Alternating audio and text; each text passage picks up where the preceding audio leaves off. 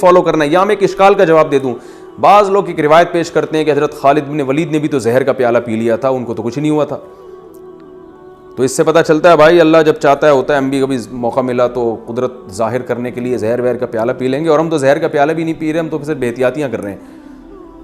تو یاد رکھیں علماء نے یہ بیان کیا ہے کہ اس قسم کے جو واقعات ہیں زہر کا پیالہ پینے کے یا کوئی اس طرح کے جو کرامتیں ہوتی ہیں, کڑائی میں ہاتھ ڈال دیا, یہ ایسے مواقع ہوتے ہیں کہ ایسے موقع پر اللہ کی طرف سے الہام ہوتا ہے.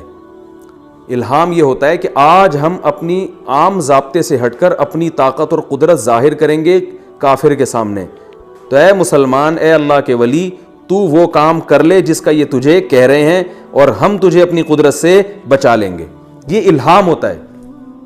تو جب کسی ولی کے دل میں یہ الہام ہو, اور اتنا مضبوط الہام ہو کہ اس کو اللہ کی طرف سے پھر یہ اطمینان بھی مل جاتا ہے کہ یہ اللہ کی طرف سے الہام ہے, یہ شیطانی تصرف نہیں ہے, پھر وہ ایسے کام کر لیتے ہیں جس کے نتیجے میں, اب جیسے یہ خالد بن ولید رضی اللہ تعالیٰ عنہ کا زہر پینے کا واقعہ, مجھے اس کی سند کی پوری تحقیق نہیں ہے, لیکن اگر یہ واقعہ بالفرض ثابت نہ بھی ہو تو ایسے اور واقعات تاریخ میں بہت ثابت ہیں کہ تبلیغ جماعت میں ایک ایسا واقعہ ہوا تھا کہ کڑائی میں ہاتھ ڈال دیا انہوں نے, ایک جماعت گئی بھی تھی اور واقعی جب ہاتھ باہر نکالا تو بالکل ٹھیک تھا. ایسی کرامتیں ہوتی ہیں اہل اللہ کے ساتھ, لیکن علماء یہ کہتے ہیں کہ یہ کرامت کا ظہور اس وقت جائز ہے, یعنی ایسا کام کرنا اس وقت جائز ہے جب اللہ کی طرف سے ولی کے دل میں الہام ہو, اور الہام اتنا مضبوط ہو کہ وسوسہ نہ ہو وہ, اور وہ الہام جب اس کے علامت یہ ہوتی ہے کہ اللہ ہی کی طرف سے اطمینان دلا دیا جاتا ہے کہ یہ من جانب اللہ ہے, اس میں شک و شبہ نہ کرنا.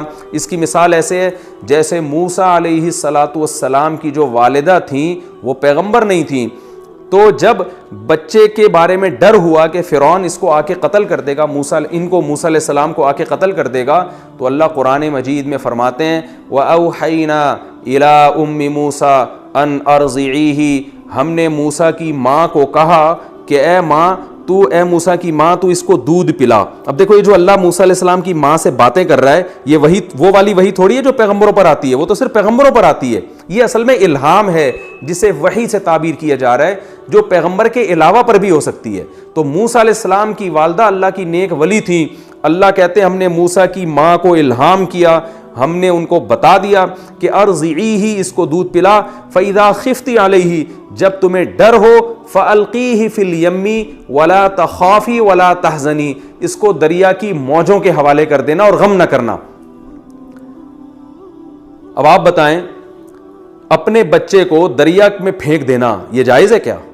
یہ تو فرعون آتا تو خود قتل کرتا نا, فرعون کے فوجی آتے, اس میں قتل کی نسبت کس کی طرف ہوتی؟ فرعونیوں کی طرف نسبت ہوتی.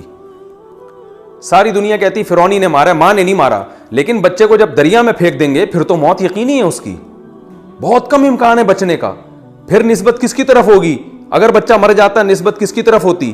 ماں کی طرف. لیکن ماں کیا کر رہی ہے, وہ بچے کو صندوق میں بند کر کے, جہاں ہوا کا بھی خطرہ ہے کہ پتہ نہیں ہوا بچے کو پہنچے گی نہیں پہنچے گی, اور صندوق کے حوالے کیا, دریا کی موجوں کے حوالے کیا جا رہا ہے, دریا کی موجوں کے حوالے کیا جا رہا ہے. تو اس میں تو اگر بچہ ہلاک ہو جاتا تو نسبت ماں کی طرف ہوتی نا, ماں گناہگار ہوتی, لیکن نہیں ہوتی گناہگار. کیوں نہیں ہوتی؟ کہ وہ جو کچھ کر رہی ہیں اللہ کے حکم پر کر رہی ہیں.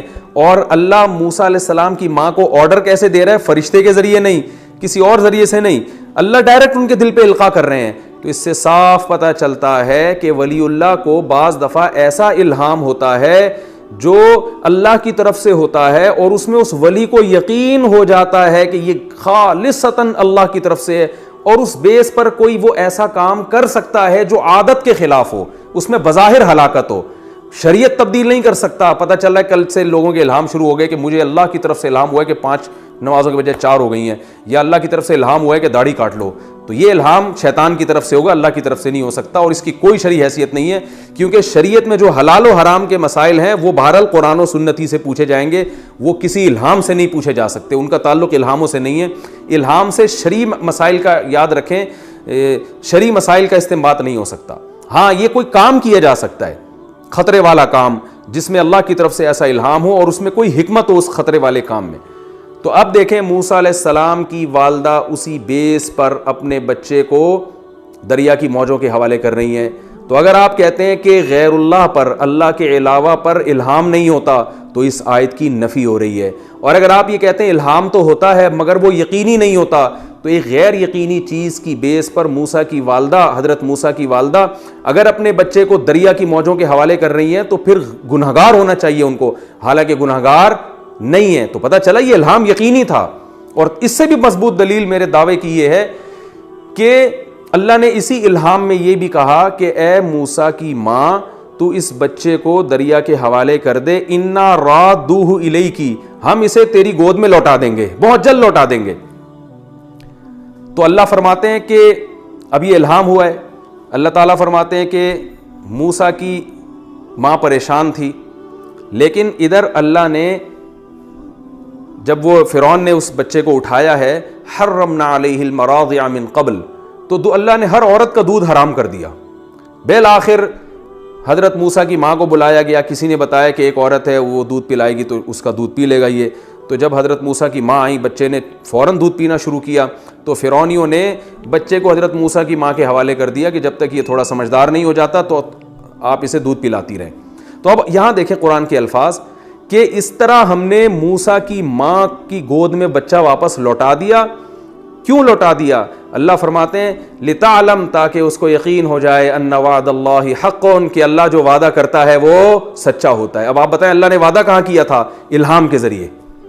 تو وہ الہام یقینی تھا، تبھی اسے وعدے سے بھی تعبیر کیا جا رہا ہے، اور یہ بتایا جا رہا ہے کہ اللہ جب وعدہ کرتا ہے تو وعدہ نہیں توڑتا. تو اس صاف قرآن کی آیت سے پتہ چلتا ہے کہ ولی اللہ پہ بھی بعض دفعہ الہام ہوتا ہے جو بالکل یقینی ہوتا ہے، اگرچہ وہ دوسرے کے حق میں حجت نہیں ہے لیکن اس ولی کے حق میں وہ حجت ہوتا ہے، لیکن اس سے شریعت تبدیل نہیں ہوتی.